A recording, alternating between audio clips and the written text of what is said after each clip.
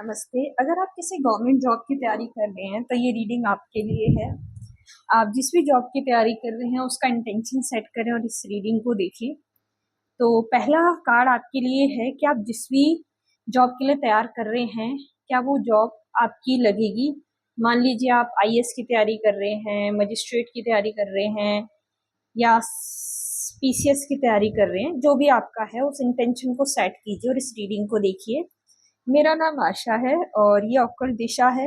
यहाँ पर आपको interesting tarot readings and numerology की वीडियोस मिलती हैं। तो हम देखते हैं आपका पहला कार्ड था, आप जिस भी जॉब के लिए प्रिपेयर कर रहे हैं। तो ये 10 यानी नंबर 1 का कार्ड है, जो कि again leadership, power and authority की बात करता है, गवर्नमेंट जॉब की बात करता है। तो ये जो कार्ड है ये साफ इंडिकेट कर रहा है कि डेफिनेटली आप जिस भी पोजीशन के लिए तैयार कर रहे हैं वो पोजीशन आपको मिलेगी, आप सक्सेस हासिल करेंगे, आप जिस भी गोल के लिए तैयार कर रहे हैं। नंबर 1 का कार्ड है, तो मुझे ऐसा लगता है किसी हाई पावरफुल पोजीशन के लिए तैयार कर रहे हैं एंड ये आपकी लाइफ में बहुत ज्यादा स्टेबिलिटी, अबंडेंस, सक्सेस, प्रॉस्पेरिटी लेकर आएगी। ठीक है, तो यहाँ पर हाई चांसेस है कि हाँ, आप जिस भी प्रिपरेशन कर रहे हैं जिस भी जॉब के लिए वो आपकी 2000 मतलब लगेगी। जब मैंने टाइम सेकंड क्वेश्चन मेरा था वो ये था कि क्या वो जॉब आपकी 2025 में लगेगी। तो यहाँ पे आपके लिए जो कार्ड आया था वो आया था 10 ऑफ वॉन्ड्स का कार्ड। 10 ऑफ वॉन्ड का कार्ड जो है ये अगेन देखिए नंबर 1 का ही कार्ड है, जो कि again leadership, power and government job की बात करता है। लेकिन ये कार्ड जो है हमें बता रहा है कि 2025 में तो आपको सक्सेस नहीं मिलेगी। ये कार्ड हमें उसके रीजंस में भी लेके जा रहा है। उसका रीजन ये है कि कहीं ना कहीं आप अपने गोल और विजन को लेकर के बहुत ज्यादा क्लियर और फोकस्ड नहीं है। इस टाइम पे आप मल्टीपल या तो एग्जाम्स के प्रिपेयर कर रहे हैं या आप अपनी प्रिपरेशन के साथ कोई कोर्स कर रहे होंगे, कहीं स्टडी कर रहे होंगे, कोई जॉब कर रहे होंगे, रिलेशनशिप में एंगेज होंगे। यहाँ पे आपकी एनर्जी मुझे डिवाइडेड लग रही है मल्टीपल टास्क में। तो जो आपकी एनर्जी है वो पूरी तरह चैनल्ड नहीं है, सेंट्रलाइज नहीं है, आपके गोल पर फोकस्ड नहीं है। दैट्स वाई आप 2025 में सिलेक्शन नहीं ले पाएंगे। अगर आपको 2025 में सिलेक्शन लेना है तो इसके लिए आपको ये जो एनर्जीज है 10 ऑफ वॉन्ड्स की, इससे बाहर आना पड़ेगा, क्योंकि आप अपनी सक्सेस एंड गोल के बहुत करीब हैं।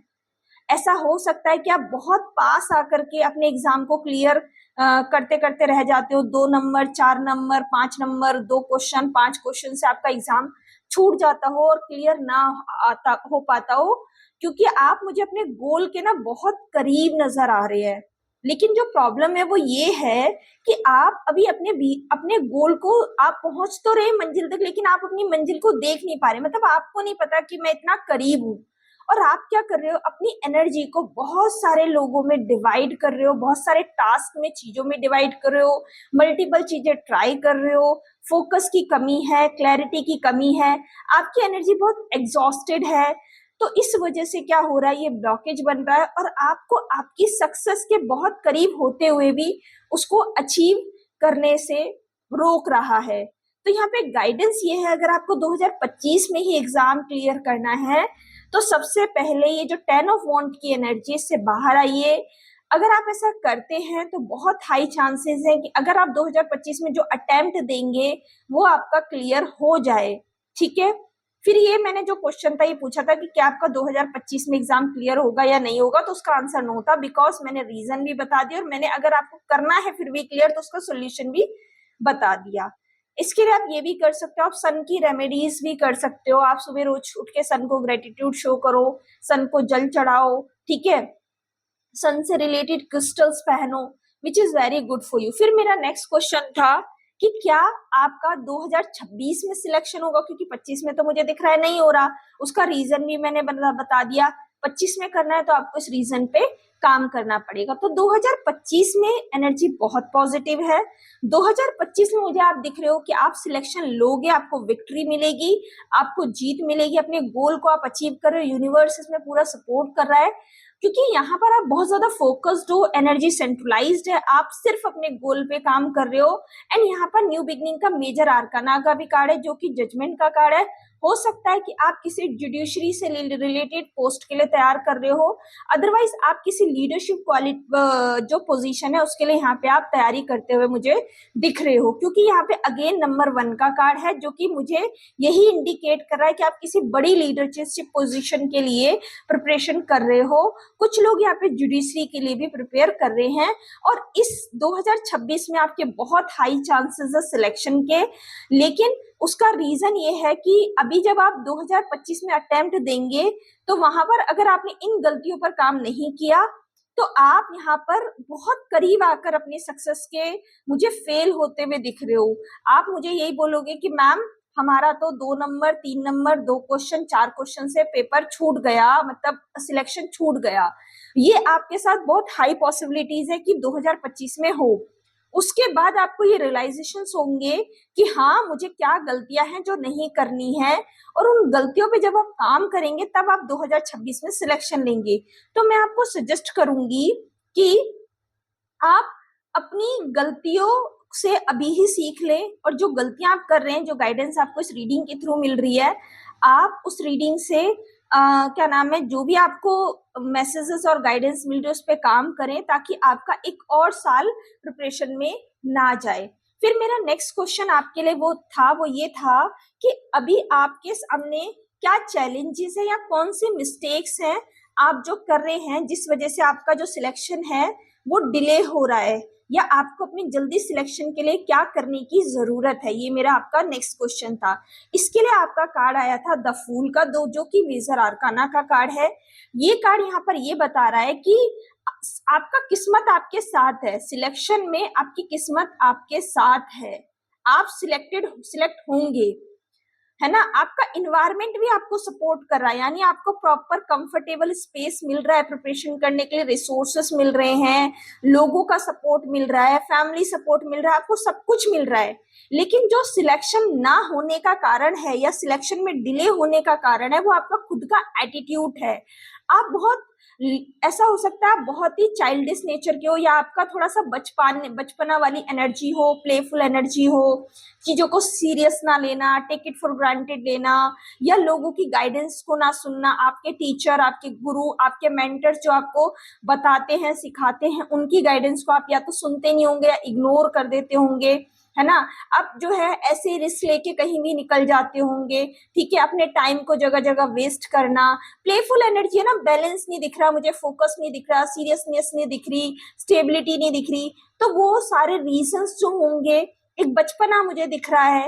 आप अभी एक्चुअल में इस पोजीशन के लिए तैयार भी नहीं है, जिस पोजीशन के लिए आप, जिस पावरफुल पोजीशन में आप जाना चाहते हैं ना, एक्चुअल में आप उस वाइब्रेशन के साथ कनेक्टेड भी नहीं है, क्योंकि आप में अभी बचपना है, आप अभी चीजों को बहुत इनमेच्योर वे में डील कर रहे हैं।